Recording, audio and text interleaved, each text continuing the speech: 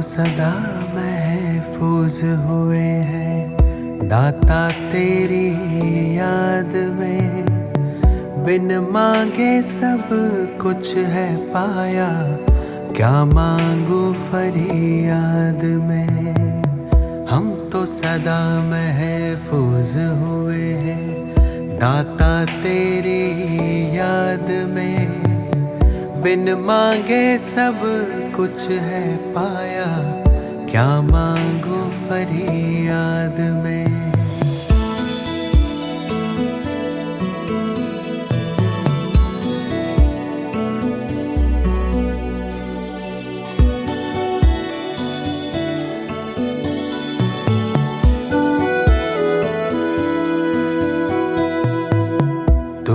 समझता दिल को हमारे, करता मेरी हिफाजत है। तुझ पर ही तो हक है सारे, तू ही मेरी ताकत है। तू ही समझता दिल को हमारे, करता मेरी हिफाजत है।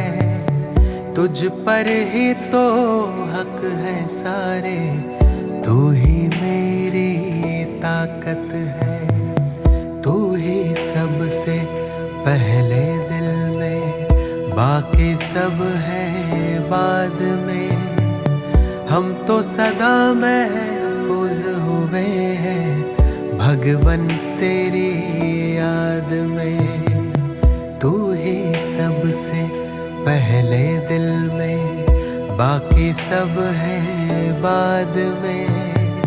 हम तो सदा महफूज हुए हैं भगवन तेरी याद में।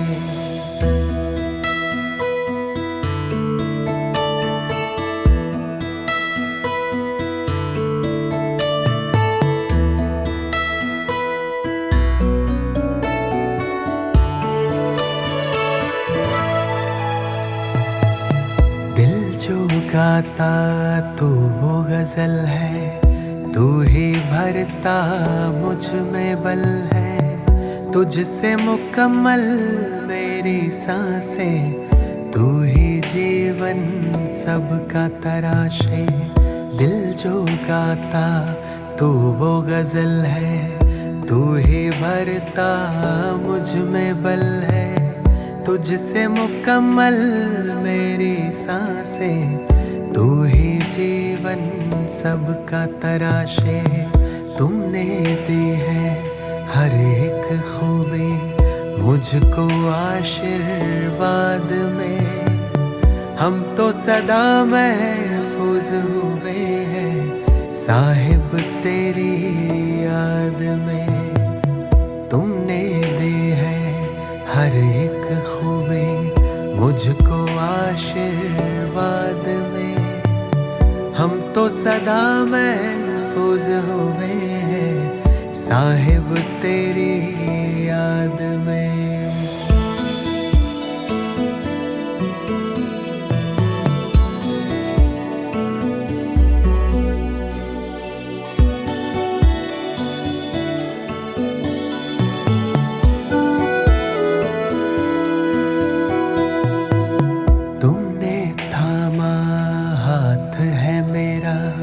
इस बदलते दौर में तू ही मेरे मन का सुकून है, दुनिया के इस शोर में। तुमने थामा हाथ है मेरा इस बदलते दौर में। तू ही मेरे मन का सुकून है, दुनिया के इस शोर में। पाए हैं तुमसे सभी खजाने मैंने जायदाद में। हम तो सदा महफूज हुए हैं ईश्वर तेरी याद में। पाए हैं तुमसे सभी खजाने मैंने जायदाद में। हम तो सदा महफूज हुए हैं ईश्वर तेरी याद में, मौला तेरी याद में, या रब तेरी याद में, दाता तेरी याद में। ओम शांति। त्रिकालदर्शी त्रिनेत्री परम पिता परमात्मा शिव बाबा हमारे तीनों कालों को, वर्तमान, भूत और भविष्य को श्रेष्ठ बनाने के लिए हमें श्रेष्ठ ते श्रेष्ठ मत देते हैं, सर्वोच्च ज्ञान देते हैं, जिस मत पर चलने से हमारा आदि मध्य अंत सर्वश्रेष्ठ बन जाता है। न केवल इस जन्म में हम ईश्वरीय सुखों का, ईश्वरीय आनंद का, ईश्वरीय प्रेम का अनुभव कर पाते हैं, अपितु भविष्य के लिए भी हमारी प्रारब्ध निश्चित हो जाती है। बाबा हम आत्माओं को इतना उच्च कोटि का बनाते हैं कि हमारी अंतिम घड़ी हमारे भूत का आधार बन जाती है, हमारी अंत सुनहरी या कहेंगे सुहेली बन जाती है, जिसके आधार से हमारी आने वाली गति और सदगति होती है। आज की मुरली कैसे हमारी अंत हमें सुहानी बनानी है, सुहेली बनानी है, ताकि हमारा भविष्य उज्जवल बन सके, उसकी यथार्थ विधि क्या है और उससे क्या क्या सिद्धियां हो सकती हैं, बहुत ही गहराई से हमें समझा रही है। बहुत ही प्यार से सुनेंगे बाबा के मधुर महावाक्य। आज है 1 नवंबर 2025। प्यारे बाबा के मधुर महावाक्य हैं, मीठे बच्चे तुम इस रूहानी यूनिवर्सिटी के स्टूडेंट हो। तुम्हारा काम है सारी यूनिवर्स को बाप का मैसेज देना। प्रश्न है, अभी तुम बच्चे कौन सा ढिंडोरा पीटते और कौन सी बात समझाते हो? उत्तर है, तुम ढिंडोरा पीटते हो कि यह नई दैवी राजधानी फिर से स्थापन हो रही है। अनेक धर्मों का अब विनाश होना है। तुम सबको समझाते हो कि सब बेफिक्र रहो, यह इंटरनेशनल रोला है, लड़ाई ज़रूर लगनी है। इसके बाद दैवी राजधानी आएगी। ओम शांति। यह है रूहानी यूनिवर्सिटी। कहाँ बैठे हैं सभी? रूहानी यूनिवर्सिटी में। सारे यूनिवर्स की जो भी आत्माएं हैं, यूनिवर्सिटी में आत्माएं ही पढ़ती हैं। यूनिवर्स अर्थात विश्व। अब कायदे अनुसार यूनिवर्सिटी अक्षर तुम बच्चों का है। यह है रूहानी यूनिवर्सिटी। जिस्मानी यूनिवर्सिटी होती ही नहीं। दुनिया में कोई ऐसी यूनिवर्सिटी नहीं है जिसमें सारी यूनिवर्स के बच्चे पढ़ सकते हों, है ना। एलिजिबिलिटी क्राइटेरियाज होते हैं, इतना पढ़ा होना चाहिए, ऐसा होना चाहिए, तब जाके एडमिशन मिलता है। लेकिन इस यूनिवर्सिटी में सारे यूनिवर्स की सब आत्माएं आ सकती हैं, है ना। कोई ऐसा क्राइटेरिया नहीं है जिससे लौकिक बातों का कनेक्शन हो। तो बाबा कहते हैं यह एक ही गॉड फादरली यूनिवर्सिटी है। सभी आत्माओं को लेसन मिलता है। तुम्हारा यह पैगाम कोई ना कोई प्रकार से सबको ज़रूर पहुंचना चाहिए। मैसेज देना है ना, और यह मैसेज बिल्कुल सिंपल है। बच्चे जानते हैं वह हमारा बेहद का बाप है, जिसको सब याद करते हैं। ऐसे भी कहें वह हमारा बेहद का माशूक है। जो भी विश्व में जीवात्माएं हैं, वह उस माशूक को याद ज़रूर करती हैं। यह पॉइंट्स अच्छी रीति धारण करनी है। जो फ्रेश बुद्धि होंगे वह अच्छी रीति धारण कर सकेंगे। यूनिवर्स में जो भी आत्माएं हैं, उन सब का बाप एक ही है। यूनिवर्सिटी में तो मनुष्य ही पढ़ेंगे ना। अभी तुम बच्चे यह भी जानते हो, हम ही 84 जन्म लेते हैं। 84 लाख की तो बात ही नहीं। यूनिवर्स में जो भी आत्माएं हैं इस समय सब पतित हैं। यह है ही छी दुनिया, दुखधाम। उसे सुखधाम में ले जाने वाला एक ही बाप है। उनको लिबरेटर भी कहते हैं। तुम सारे यूनिवर्स व विश्व के मालिक बनते हो ना। बाप सबके लिए कहते हैं, यह मैसेज पहुंचा कर आओ। बाप को सब याद करते हैं। उनको गाइड, लिबरेटर, मर्सीफुल यानी रहम दिल भी कहते हैं। अनेक भाषाएं हैं ना। सभी आत्माएं एक को पुकारती हैं, तो वह एक ही सारी यूनिवर्स का टीचर भी हुआ ना।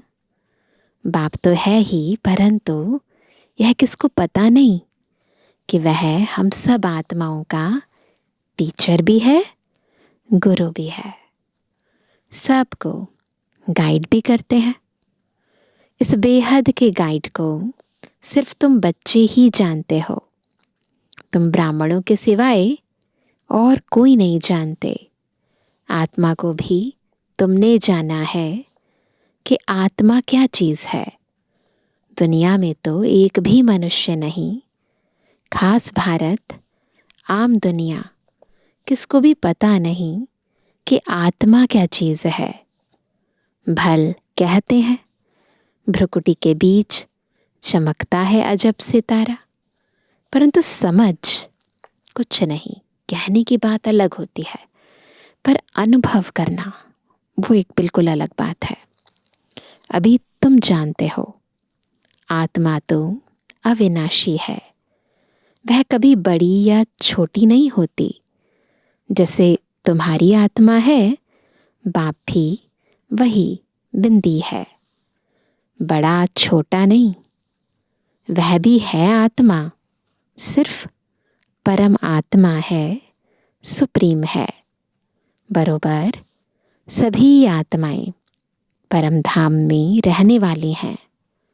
यहाँ आती हैं पाठ बजाने, फिर अपने परम धाम जाने की कोशिश करती हैं। परमपिता परमात्मा को सब याद करते हैं, क्योंकि आत्माओं को परम पिता ने ही मुक्ति में भेजा था, तो उनको ही याद करते हैं। आत्मा ही तमो प्रधान बनी है। याद क्यों करती है? आत्मा तमो प्रधान बन गई तो क्यों याद करेगी?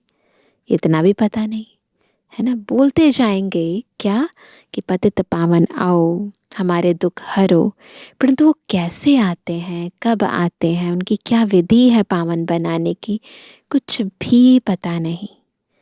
तो बाबा कहते हैं आत्मा ही तमो प्रधान बनी है, याद क्यों करते हैं इतना भी पता नहीं। जैसे बच्चा कहेगा बाबा, बस उनको कुछ भी पता ही नहीं। तुम भी बाबा मम्मा कहते हो, जानते कुछ नहीं हो। भारत में एक नेशनैलिटी थी, उनको डेटी नेशनैलिटी कहा जाता है। फिर बाद में और भी उनमें इंटर हुए, है ना। उसमें फिर बाद में और भी एंटर होते रहते हैं। तो बाबा ने कहा फिर बाद में और भी उनमें एंटर हुए हैं। अभी कितने ढेर हो गए हैं, इसलिए कितने झगड़े आदि होते हैं। जहाँ जहाँ जास्ती घुस गए हैं, उनको वहाँ से निकालने की कोशिश करते रहते हैं। बहुत झगड़े हो गए हैं, अंधियारा भी बहुत हो गया है। यह ज्ञान अंधियारे की बात है। कुछ तो लिमिट भी होनी चाहिए ना। पापा कहते हैं एक्टर्स की लिमिट होती है। यह भी बना बनाया खेल है। कोई भी फिल्म बनती है, कोई भी थिएटर पे फिल्म आती है, तो उसमें एक्टर्स की लिस्ट बनती है कि ये एक्टर होंगे या इतने नंबर्स होंगे, उससे ज़्यादा तो नहीं हो सकते। तो यहाँ भी बाबा कहते हैं ये भी बना बनाया खेल है, तो इसके एक्टर्स की भी लिमिट है।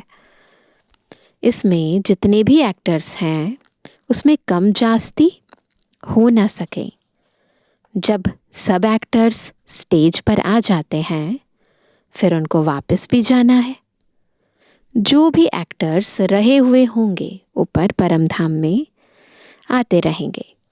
भल कितना भी कंट्रोल आदि करने के लिए माथा मारते रहते हैं, बर्थ कंट्रोल करने के लिए स्कीम्स बनाते रहते हैं, परंतु कर नहीं सकते। बोलो हम बीके ऐसा बर्थ कंट्रोल कर देते हैं जो बाकी 9 लाख जाकर रहेंगे, है ना। इतना ज़बरदस्त बर्थ कंट्रोल। फिर सारी आदमशुमारी ही कम हो जाएगी। हम आपको सत्य बताते हैं। ये बातें किसी को कहेंगे तो समझ नहीं पाएंगे, तो उनको बोलो, बाबा कहते हैं हम आपको सत्य बताते हैं। अब स्थापना कर रहे हैं, नई दुनिया नया झाड़ ज़रूर छोटा ही होगा। जब नई दुनिया होगी ना तो स्टार्टिंग के अंदर कोई भी पौधा भी होता है ना, ट्री बनने से पहले, पेड़ बनने से पहले छोटा पौधा होता है, उसमें थोड़े से पत्ते होते हैं। तो इसीलिए बाबा ने कहा कि झाड़ ज़रूर छोटा ही होगा ना, नया झाड़ है।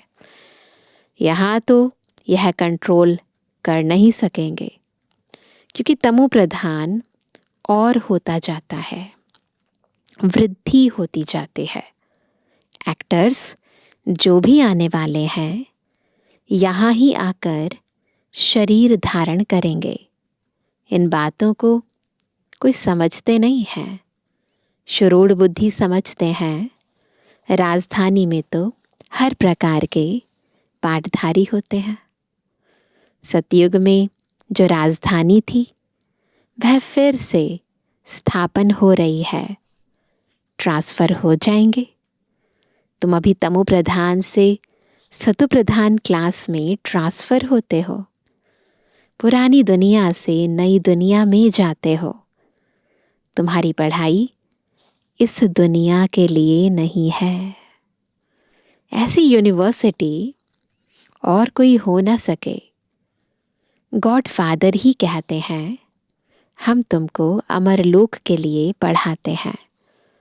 यह मृत्युलोक खलास होना है। सतयुग में इन लक्ष्मी नारायण की राजधानी थी। यह स्थापन कैसे हुई यह किसको पता नहीं है। बाबा हमेशा कहते हैं जहाँ तुम भाषण करते हो तो यह लक्ष्मी नारायण का चित्र ज़रूर रखो, इनमें डेट भी ज़रूर लिखी हुई हो। तुम समझा सकते हो कि नए विश्व की शुरुआत से 1250 वर्ष तक इस डिनाइस्टी का राज्य था। जैसे कहते हैं ना, क्रिश्चियन डिनाइस्टी का राज्य था, एक दो के पिछाड़ी चले आते हैं। तो जब ये देवता डिनाइस्टी थी तो दूसरा कोई था नहीं। अब फिर यह डिनाइस्टी स्थापन हो रही है। बाकी सबका विनाश होना है। लड़ाई भी सामने खड़ी है। भागवत आदि में इस पर भी कहानी लिख दी है। छोटेपन में यह कहानियाँ आदि सुनते रहते थे। अभी तुम जानते हो यह राजाई कैसे स्थापन होती है। ज़रूर बाप ने ही राजयोग सिखाया है।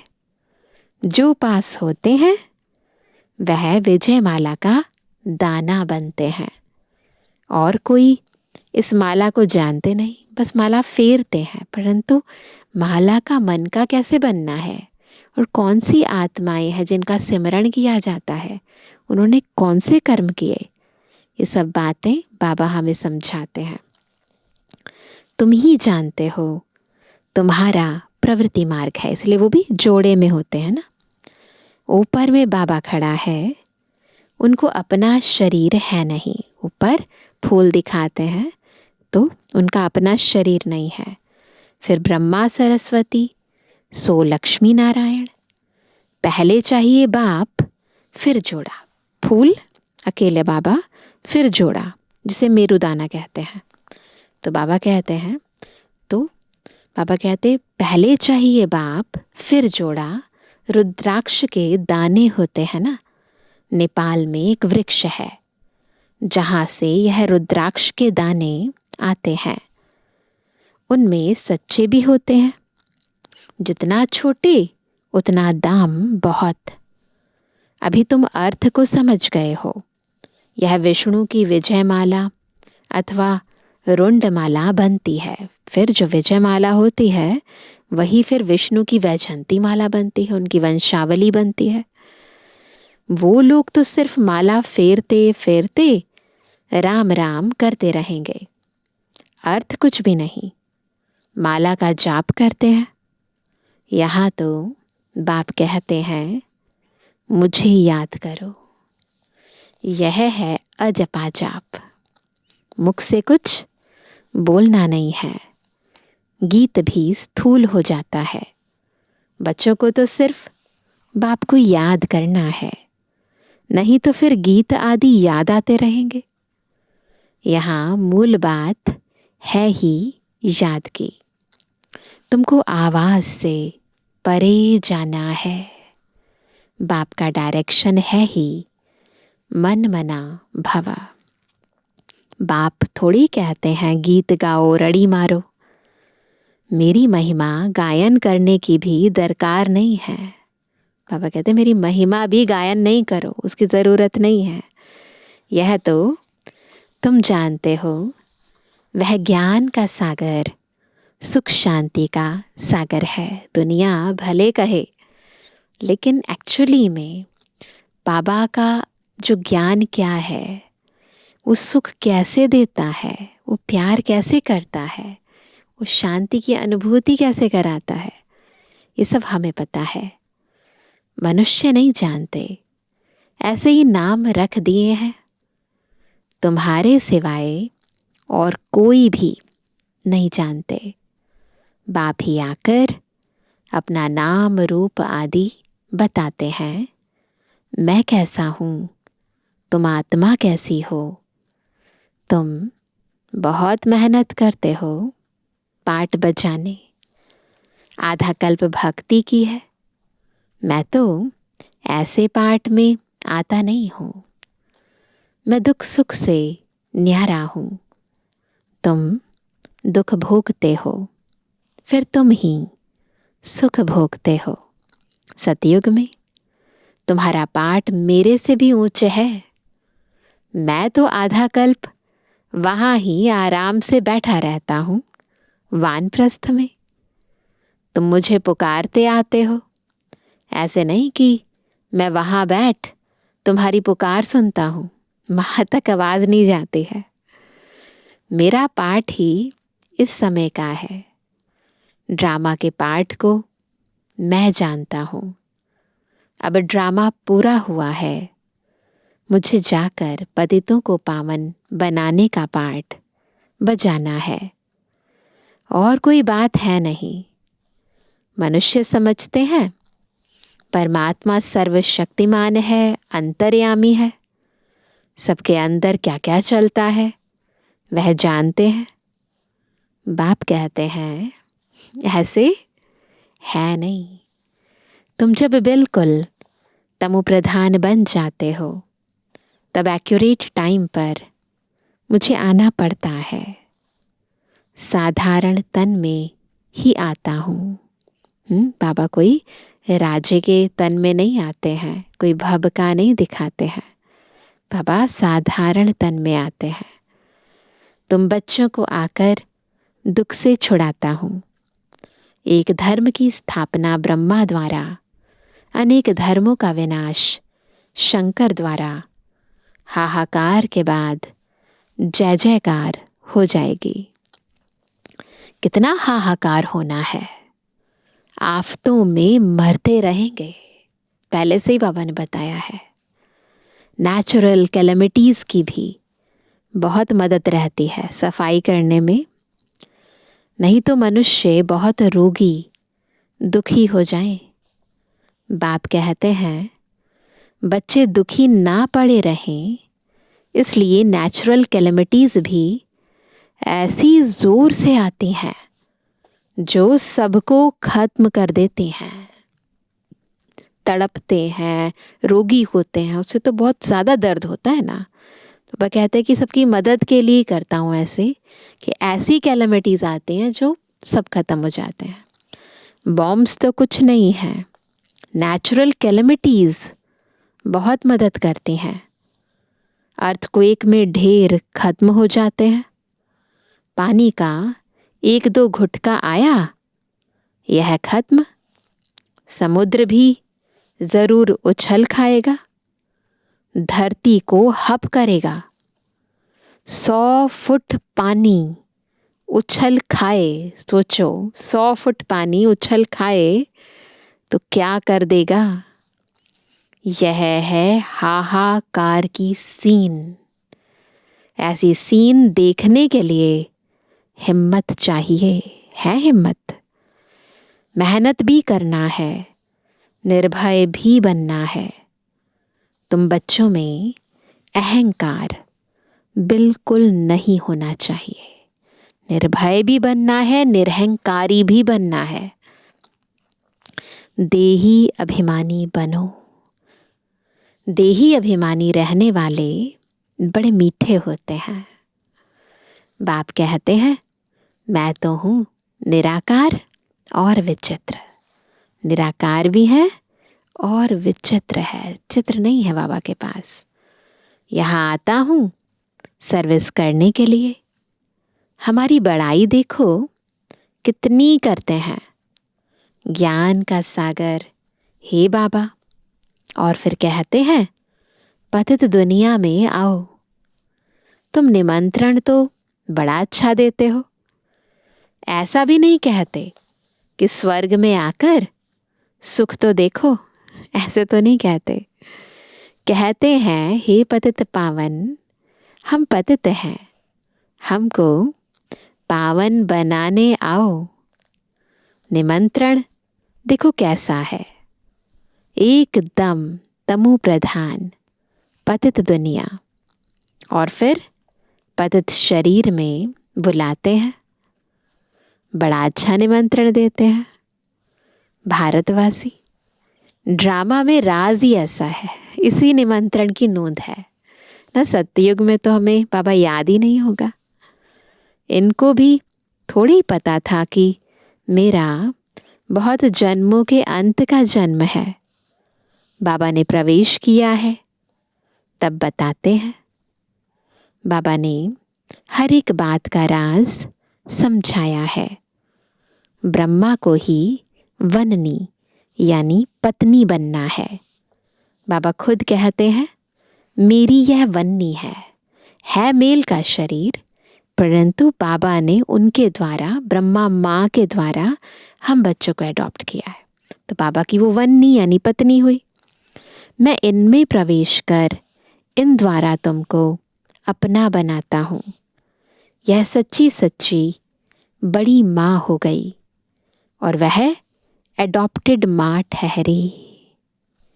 माँ बाप तुम इनको कह सकते हो। शिव बाबा को सिर्फ फादर ही कहेंगे, है ना। ब्रह्मा बाबा को माँ बाप कह सकते हैं। यह है ब्रह्मा बाबा, मम्मा गुप्त है। ब्रह्मा है माँ, परंतु तन पुरुष का है, तो ये समझना है। वो माँ भी है, बाप भी है, पर माँ कैसे है और पिता कैसे है, ये बात समझने की है। यह तो संभाल नहीं सकेंगे, इसलिए एडॉप्ट किया है बच्ची को। तो मम्मा को निमित्त बनाया, परंतु वो एडॉप्टेड है। लेकिन वैसे शिव बाबा ने ब्रह्मा माँ के द्वारा हम बच्चों को एडॉप्ट किया है। नाम रख दिया है मातेश्वरी, हेड हो गई। ड्रामा अनुसार है ही एक सरस्वती, बाकी दुर्गा, काली आदि सब अनेक नाम हैं। माँ बाप तो एक ही होते हैं ना। तुम सब हो बच्चे। गायन भी है, ब्रह्मा की बेटी सरस्वती। तुम ब्रह्मा कुमार कुमारियाँ हो ना। तुम्हारे ऊपर नाम बहुत हैं। यह सब बातें तुम्हारे में भी नंबरवार समझेंगे। पढ़ाई में भी नंबरवार तो होते हैं ना, एक ना मिले दूसरे से। यह राजधानी स्थापन हो रही है, यह बना बनाया ड्रामा है। इनको विस्तार से समझना है। बहुत ढेर पॉइंट्स हैं। बैरिस्ट्री पढ़ते हैं, फिर उनमें भी नंबरवार होते हैं। कोई बैरिस्टर तो 2-3 लाख कमाते हैं, कोई देखो कपड़े भी फटे हुए पहनेंगे। इसमें भी ऐसे है ना। तो बच्चों को समझाया गया है कि यह इंटरनेशनल रोला है।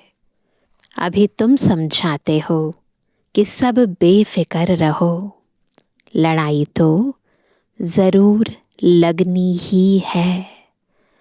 तुम ढिंडोरा पीटते हो कि नई दैवी राजधानी फिर से स्थापन हो रही है, अनेक धर्मों का विनाश होगा। कितना क्लियर है। प्रजापिता ब्रह्मा से यह प्रजा रची जाती है। कहते हैं यह है मेरी मुखवंशावली। तुम मुखवंशावली ब्राह्मण हो, वह कुखवंशावली ब्राह्मण है। वह है पुजारी, तुम अभी पूज्य बन रहे हो। तुम जानते हो हम सो देवता पूज्य बन रहे हैं।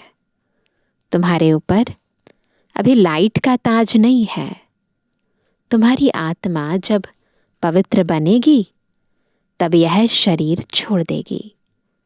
इस शरीर पर तुमको लाइट का ताज नहीं दे सकते, शोभेगा नहीं। इस समय तुम हो गायन लायक। इस समय कोई की भी आत्मा पवित्र नहीं है, इसलिए किसके ऊपर भी इस समय लाइट नहीं होनी चाहिए। वो तो प्रतीक है, पवित्रता की निशानी है। तो अभी सबकी देह जो है वो विकृत तमो प्रधान तत्वों से बनी हुई है, तमो प्रधान रीति बनी हुई है। इसीलिए क्योंकि तन पवित्र नहीं है, आत्मा भले पवित्र बन जाए तो लाइट का क्राउन नहीं दे सकते। देवताओं की शरीर और आत्मा दोनों पावन है, इसलिए उनको लाइट का क्राउन दिया जाता है। तो बाबा कहते हैं लाइट सतयुग में होती है, 2 कला कम वाले को भी यह लाइट नहीं देनी चाहिए। अच्छा मीठे मीठे के जवानी बच्चों पितृवानी बाप दादा का दिल जान से को प्रेम से नंबरवार प्रसाद अनुसार याद। रूहानी बच्चों की रूहानी बाप दादा को गुड मॉर्निंग, नमस्ते नमस्ते नमस्ते। धारणा के लिए मुख्य सार है पहला, अपनी स्थिति ऐसी अचल और निर्भय बनानी है जो अंतिम विनाश की सीन को देख सकें। मेहनत करनी है देही अभिमानी बनने की। दूसरा, नई राजधानी में ऊंच पद पाने के लिए पढ़ाई पर पूरा पूरा ध्यान देना है। पास होकर विजय माला का दाना बनना है। वरदान है सदा भगवान और भाग्य की स्मृति में रहने वाले सर्वश्रेष्ठ भाग्यवान भव। कौन है सर्वश्रेष्ठ भाग्यवान?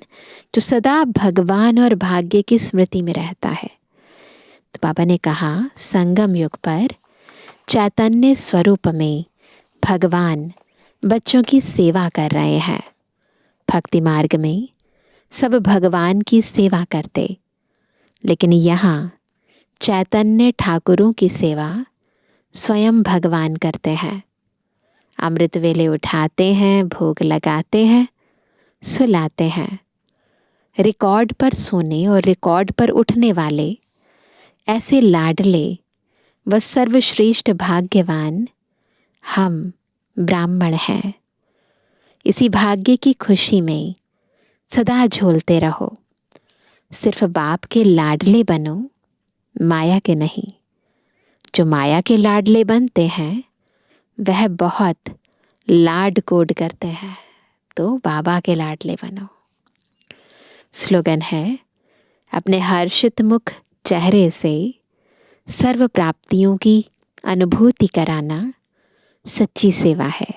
सच्ची सेवा क्या है? अपने हर्षित मुख चेहरे से सर्व प्राप्तियों की अनुभूति कराना। आज का अव्यक्त इशारा, अशरीरी व विदेही स्थिति का अभ्यास बढ़ाओ। अशरीरी बनना अर्थात आवाज से परे हो जाना। शरीर है तो आवाज है, शरीर से परे हो जाओ तो साइलेंस। एक सेकंड में सर्विस के संकल्प में आए और एक सेकंड में संकल्प से परे स्वरूप में स्थित हो जाएं। कार्य प्रति शारीरिक भान में आए, फिर सेकंड में अशरीरी हो जाएं। जब यह ड्रिल पक्की होगी तब सभी परिस्थितियों का सामना कर सकेंगे। तो हमें बार बार देह से न्यारे होने का अभ्यास बढ़ाते जाना है। तो जितना जितना हम अशरीरी विदेही स्थिति का अभ्यास करेंगे उतना उतना अपनी संपूर्ण स्थिति के समीप आते जाएंगे। अच्छा, ओम शांति।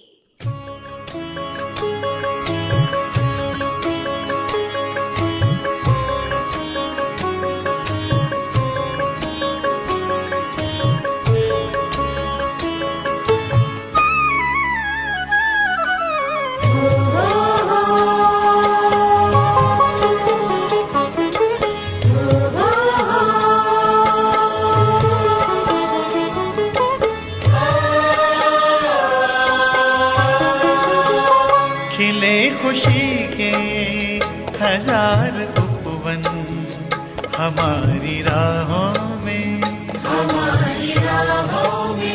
खिले खुशी के हजार उपवन हमारी राहों में,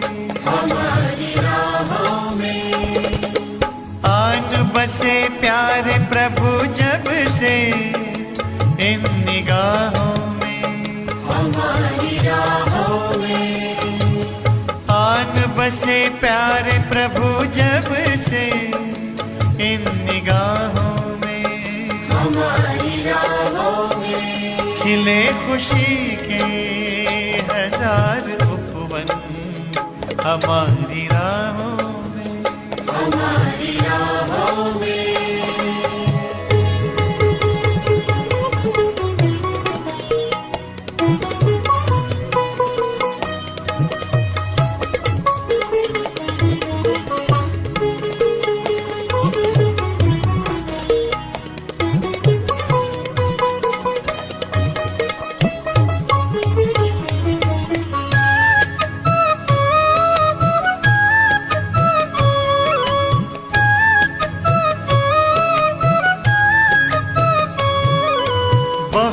पुराना नाता अपना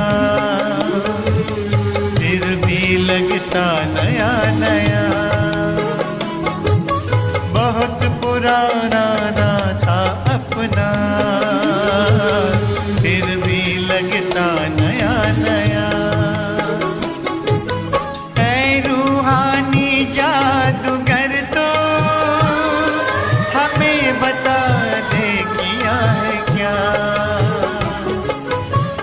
रूहानी जादूगर तो हमें बता दे किया है क्या। हुई मेरी खुशहाल जिंदगी प्रभु पनाहों में, हुई मेरी खुशहाल जिंदगी प्रभु पनाहों में,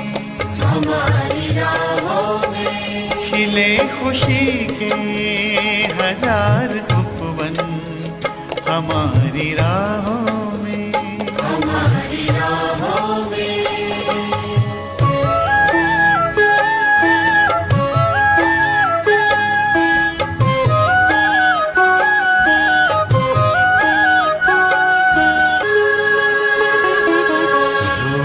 अनूप यही नैनों में, अपने निस दिन घूम रहा, रूप अनूप यही नैनों में, अपने निस दिन घूम रहा। अनहद के नाद सुने तेरे, अंतर आनंद समा रहा। अनहद के नाद सुने तेरे, अंतर आनंद समा रहा। सबको बुलाए तुझसे मिलाए, शीतल छाँव में हमारी राहों में। ओ सबको बुलाए तुझसे मिलाए, शीतल छाँव में हमारी राहों में। खिले खुशी के हजार उपवन, हमारी राहों में, हमारी राहों में।